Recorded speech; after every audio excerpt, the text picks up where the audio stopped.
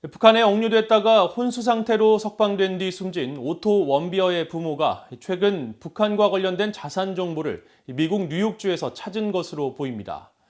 법원은 뉴욕 주정부의 관련 정보 공개를 허가했는데 지구 끝까지 찾아가 북한 자산을 몰수하겠다고 했던 원비어 부모가 실제로 북한 관련 자산을 얼마나 회수할 수 있을지 주목됩니다. 첫 소식 함지하 기자의 보도입니다. 미국 워싱턴 DC 연방법원장인 베럴 하월 판사는 25일 뉴욕주 감사원이 오토 원비어 씨 부모에게 북한과 관련된 정보를 제공해도 좋다는 내용의 보호 명령을 허가했습니다. 앞서 원비어의 부모인 신디와 프레드 원비어 씨는 뉴욕주 감사원이 특정 정보를 자신들에게 공개할 수 있도록 해달라는 내용의 요청서를 법원에 제출했는데 법원이 곧바로 승인한 겁니다.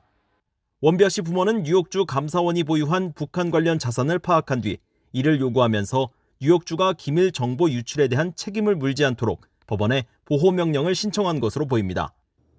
뉴욕주 감사원은 뉴욕시를 포함한 주내 지방정부들의 세금 수입과 예산 등을 심사하는 주정부 기관입니다.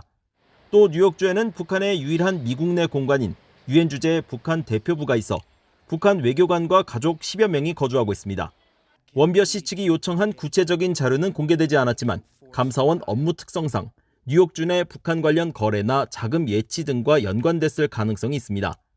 또 뉴욕주 감사원은 주정부 재정 문제와 별도로 뉴욕 주민들이 은행이나 보험회사 등으로부터 찾아가지 않은 미청구 자산 약 165억 달러를 관리하고 있습니다. VOA 취재 결과 뉴욕주 미청구 자산에는 소액이긴 하지만 북한 대표부가 미국 델사의 컴퓨터 구매 과정에서 발생한 일부 환불액도 있는 것으로 알려졌습니다. 따라서 이런 식의 미청구 자산이 더 있는지에도 관심이 쏠립니다.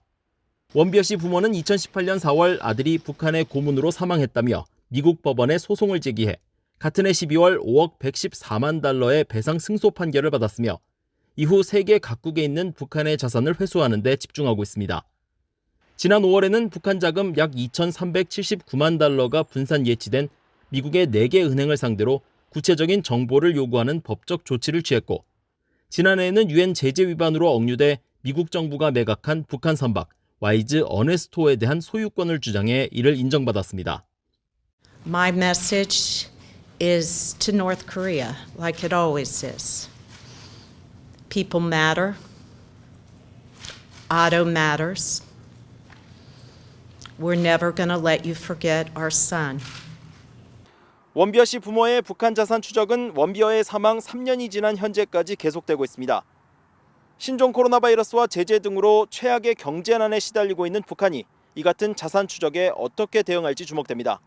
VOA 뉴스 함지아입니다.